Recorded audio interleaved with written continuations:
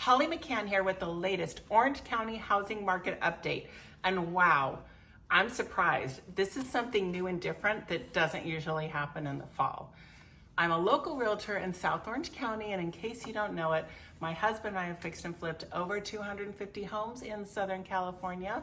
I primarily work as a realtor while he's running our house flips, of which we have 9 going right now. So we have excellent resources to help you if you have any home renovations you need to do before you sell, or after you buy something, if you want to fix it up before you move in. We can definitely help you with that when you work with us. Anyway, back to what's going on in the market today. Something different changed. You may or may not know if you're not following the news, but mortgage rates have dropped significantly. They were at 7.5% earlier this year, and they're now down to 6.2%. And with the announcement of the Fed rate cut, even though mortgage rates didn't change much right then, people have been excited about the rates dropping, and our expected market time has actually decreased by a few days, depending on what price point you're looking in and the type of home. It's decreased more in some price ranges than others, but that's pretty unusual for autumn. In autumn, our expected market time, or the amount of time it takes a house to sell once it goes on the market, usually extends and gets longer and longer, and then in the spring they get shorter and shorter as more buyers enter the market. So that was a big change. Stephen Thomas, my economic guru and forecaster that puts out the housing report every 2 weeks, and I pay and look forward excitedly every time to the latest report. I've got the latest one right here in my hands. He put this interesting little table together. So he showed that, September 26, 2024, the 30-year mortgage rate was 6.21%, and a year ago it was 7.61%. So what's the impact of that on a $1 million home with 20% down on the payment? So the payment this year would be $4,905. Last year, $5,654. That's a big difference.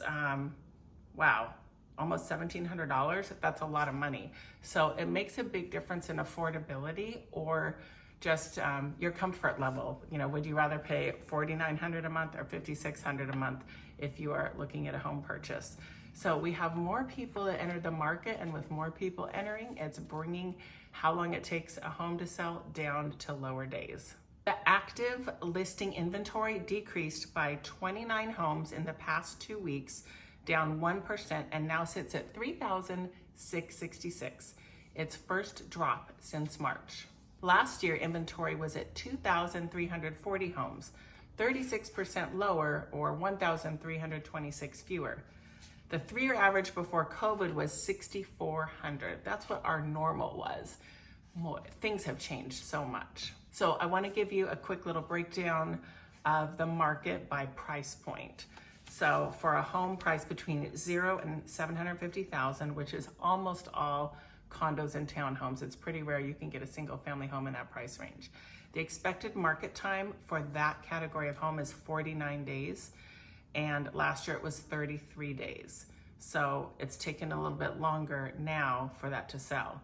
From 750 to $1 million, we're at 47 days, and last year was 31 days. And from 1 million to 1.25 million, it's 50 days.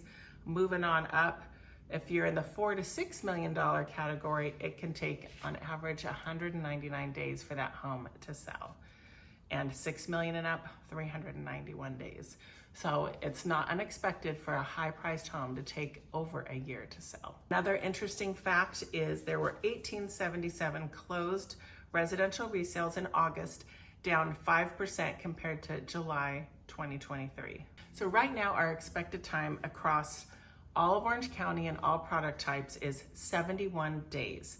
2 weeks ago, it was 78 days. So overall, we're down 7 days for expected market time. And personally, I did notice that one of my listings that was kind of sitting for a while, and it was priced at $875.